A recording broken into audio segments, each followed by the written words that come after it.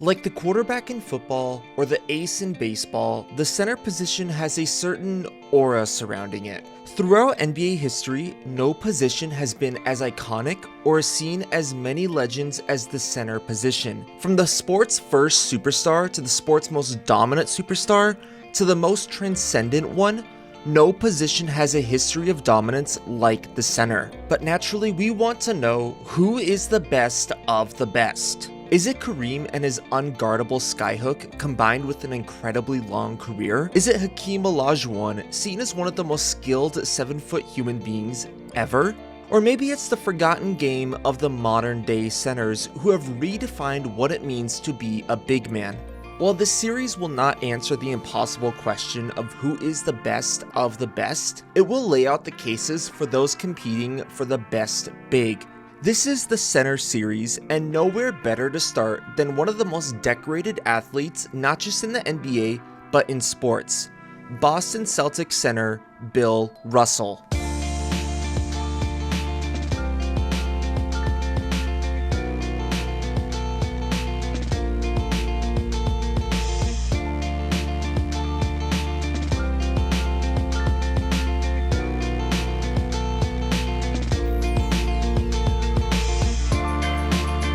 When it comes to accolades and legacy, no one in the NBA family touches Bill Russell. In his 13-year-long career, Russell won 11 championships, was an MVP 5 times, and was an All-Star 12 times. Add in an Olympic gold medal, an NBA 75th anniversary player nomination, multiple NCAA awards, and a Presidential Medal of Freedom, you have one of the most decorated athletes across all of sports. But Russell's beginnings were much more humble than what his awards suggest. Born in Louisiana in 1934, Russell was all too familiar with racism and segregation.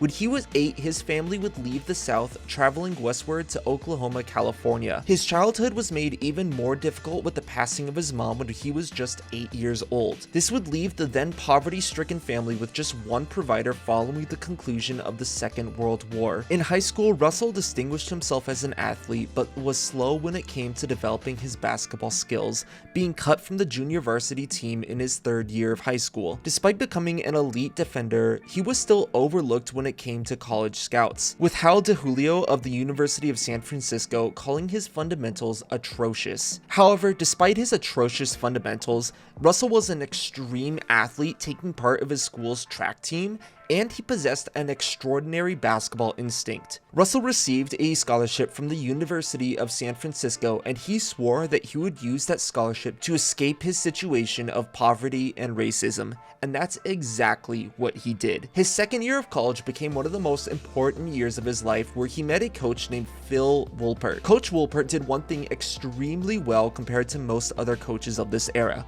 He wasn't racist.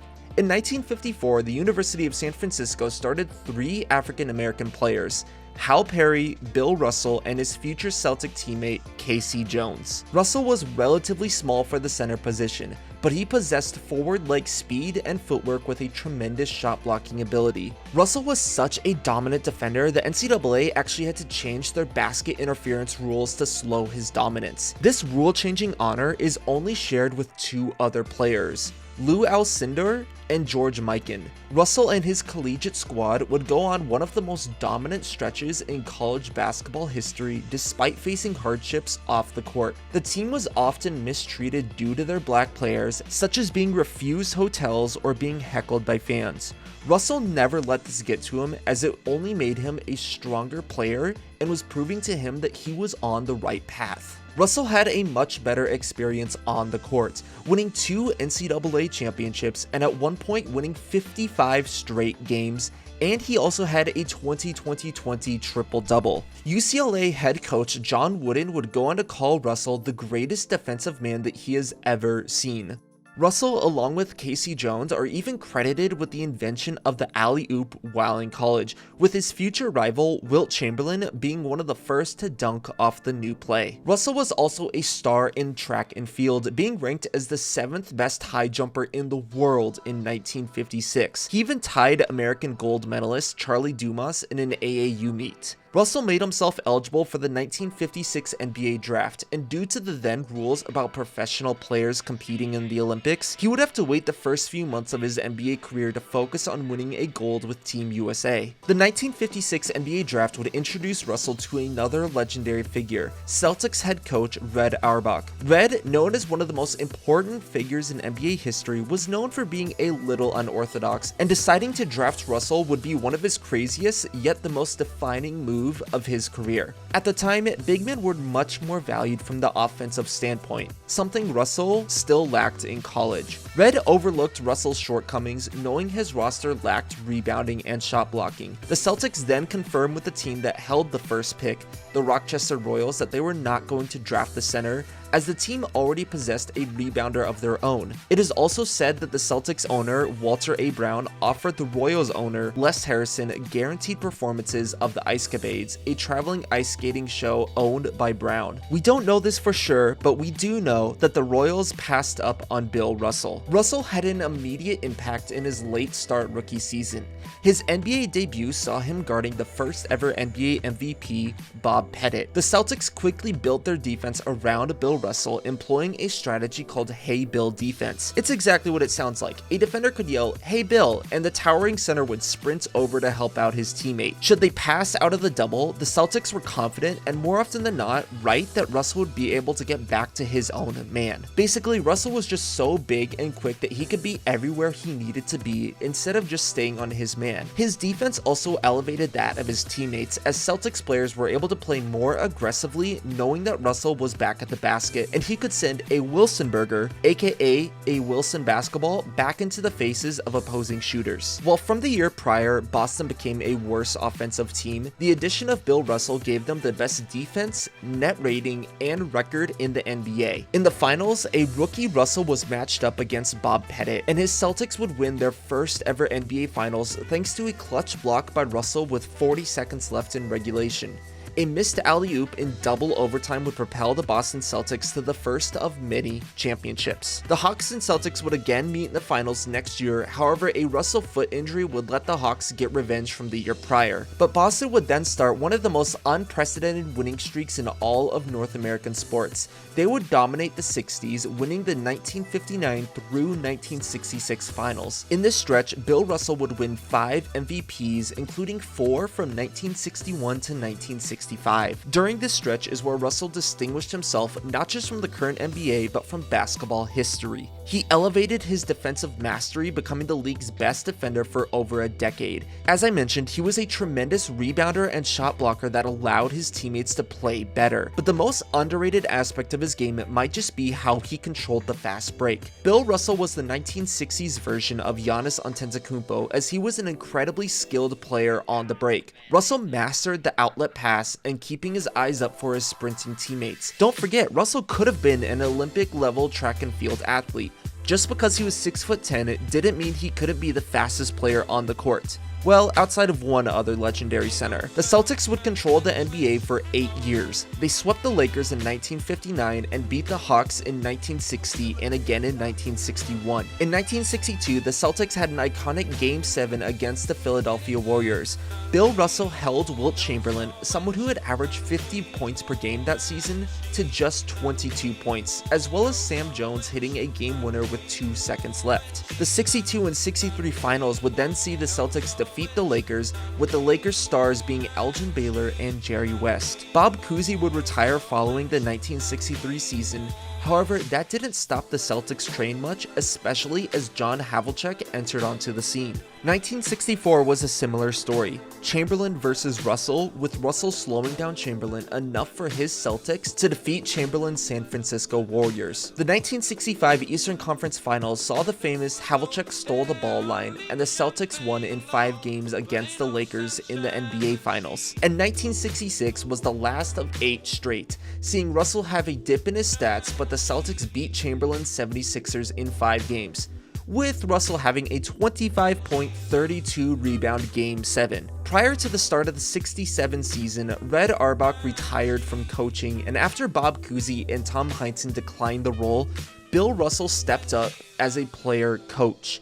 He was the last player coach in NBA history, and he became the first black head coach in NBA history. In his first season as head coach, the Celtics would lose to Wilt Chamberlain's Warriors. However, Russell's first head coaching season is still seen as a success for two reasons. First off, Russell was successfully able to ascend from a peer to a mentor, a player to a coach extremely well. Second, we saw Russell foster an environment where black and white people could coexist together, something his family was particularly a fan of. In 1968, the Celtics made the first ever 3-1 comeback in NBA history, and they would again defeat the Lakers in the finals. The 69 season would be the last and most difficult season for Russell. His age had caught up with him and he was extremely exhausted. Off the court, he had divorced his wife and was disillusioned by the assassinations of President John F. Kennedy and Martin Luther King Jr. Despite the Celtics having their worst season in well over a decade and finishing as a 4th seed, Russell finished his playing career with a bang. The Celtics upset the 76ers and the Knicks in the playoffs and were the underdogs to a heavily stacked Los Angeles Lakers team. Elgin Baylor and Jerry West have spent a large part of their careers being put down by Russell, and this was their last chance to show him up. Add in a familiar rival in Wilt Chamberlain, and you have the stage set for one of the most impactful finals in NBA history. And that's what became, with this series going 7 games and the Celtics upsetting the Lakers on their own court. Wilt Chamberlain was benched towards the end of Game 7, and a heroic performance from Jerry West was not enough to overcome Russell's leadership and defensive anchorage. Russell retired following the finals victory, leaving the Celtics and their fans betrayed as he quickly fell off the map and grew apart from the city of Boston. Now, I glossed over it, but I have to emphasize how Russell's career is tied directly to Wilt Chamberlain and how the two saw success in drastically different ways. Chamberlain, as we know, put up some of the greatest individual feats in NBA history. However, it was Russell that directly defeated Chamberlain 86 times, as opposed to Wilt winning just 57 games between the regular season and the playoffs. Bill won 11 NBA championships as opposed to Wilt winning just 2. In the playoffs, Russell's Celtics won 7 of the 8 series the two played against each other. More often than not, Russell was able to lead his team to victory over Chamberlain's teams. Either Russell could neutralize the brilliance of the stilt, or the Celtics were way too deep and way too well led for Wilt Chamberlain to carry. But it's no surprise that these two had a variety of Game 7s against each other. Bill Russell retired as a basketball genius, considered one of, if not the greatest defenders in basketball history. His shot blocking and rebounding is unprecedented, quite possibly to only Wilt Chamberlain. Beyond that, Russell's basketball IQ is considered amongst the best in NBA history. He pioneered the Celtics' team first and defensive first mentality. His mental toughness and his leadership is just unmatched. Bill Russell won all 10 Game 7s he played in his NBA career. I don't know if anyone else could have done that. Russell's offensive skills are seldom talked about. However, as I mentioned, especially earlier in his career, he was excellent at running the fast break and was his era's LeBron or Giannis. Russell was never a scorer, and he is probably not the most complete offensive center of all time. However, no other center in NBA history has such a focus on efficient team play. Russell had an incredibly long, clutch career and fostered the greatest dynasty in basketball history. Winning the finals 85% of the time is unprecedented, no matter how small or big the league is. Lastly, I would be doing an extreme disservice to the life and story of Bill Russell if I did not talk about his impact off the court. Bill Russell, like other athletes such as Muhammad Ali and Kareem Abdul-Jabbar, became some of the most important athletes and figures when it came to the social justice movement of the 1960s. Racism and hate was something that Russell saw his entire life, no matter how good of a basketball player he became.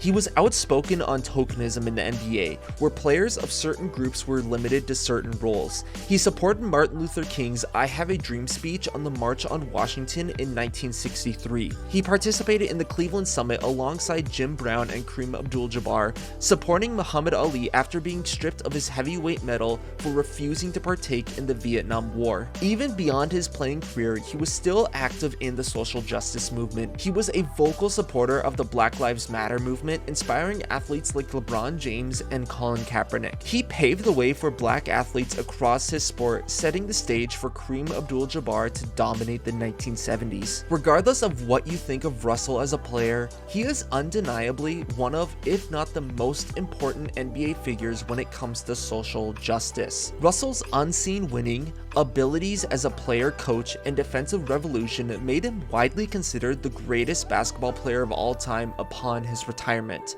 Despite it being over 5 decades since he has stepped on a NBA court, his impact is still felt in the game today. My job is to tell the story, your job is to decide who is the best. Bill Russell will go down as one of the most important players in NBA history, one of the most dominant players in NBA history, and one of the most important African Americans of the 20th and 21st centuries.